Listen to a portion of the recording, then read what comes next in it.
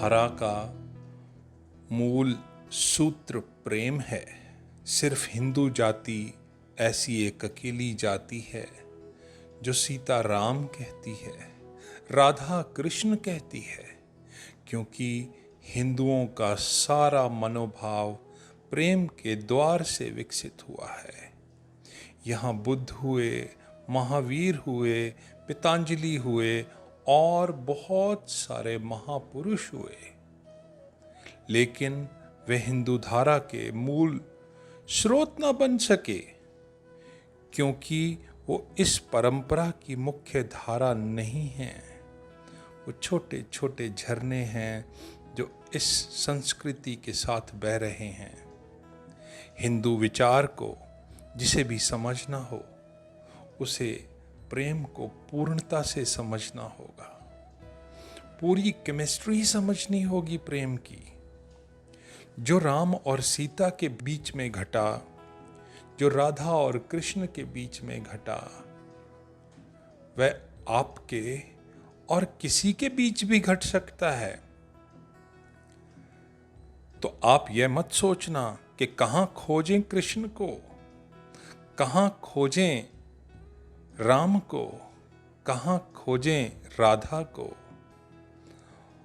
और अब ये मिलना कहां होगा।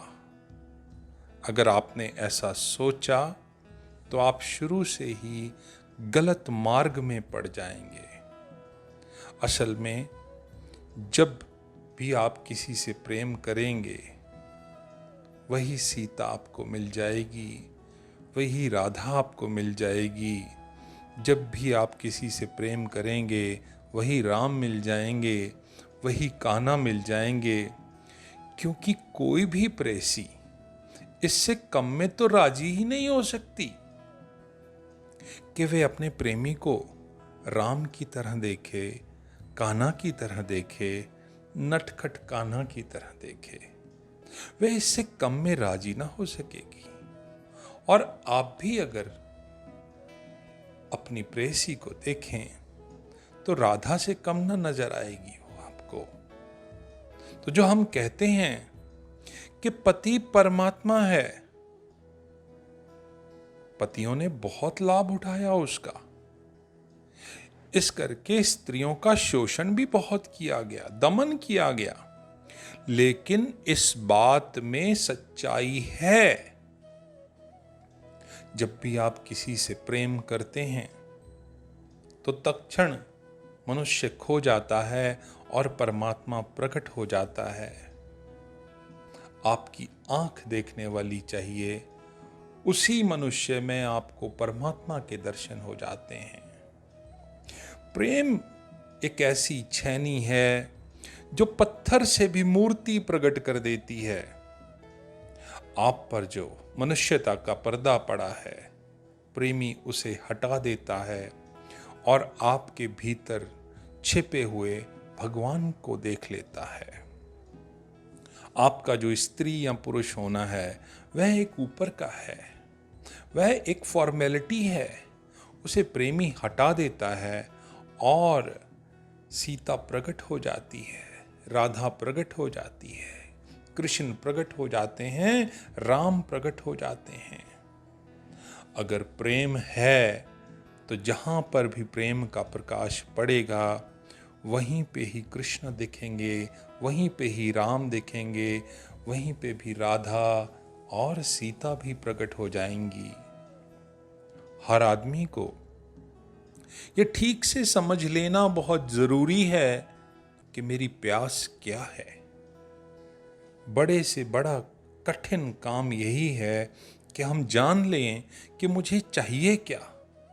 नहीं तो प्रेमी ध्यान करता रहे, समय बर्बाद हो जाएगा, और ध्यानी प्रेम करता रहे, समय खराब हो जाएगा। पूरे समय अंदर विरोध आभास रहेगा। महावीर को अगर ले जाएं कृष्ण की रास लीला में तो विरोध बना रहेगा। वो कहेंगे सब बेकार व्यर्थ हो रहा है। हम कहें चैतन्य महाप्रभु से कि बैठ जाओ बुद्ध बोधि वृक्ष के नीचे आंख बंद करके, उनको तो नाच, ढोलक, मंजीर याद आते रहेंगे। उनके लिए ढोलक और मंजीर के बिना कैसा बोधि वृक्ष। इन दोनों के बीच में कोई भी विरोध नहीं है, अपने अपने ढंग हैं और हर व्यक्ति का एक अपना अलग अनूठा ढंग होता है जिससे वो परमात्मा की यात्रा करता है। परमात्मा तक हम सब अद्वितीय ढंग से पहुंचते हैं और जब भी कोई चेतना परमात्मा के पास पहुंचती है तो ऐसी घटना पहले कभी नहीं घटी होती, ये पहली दफा घटती है और आखिरी दफा घटती है और यही महिमा है।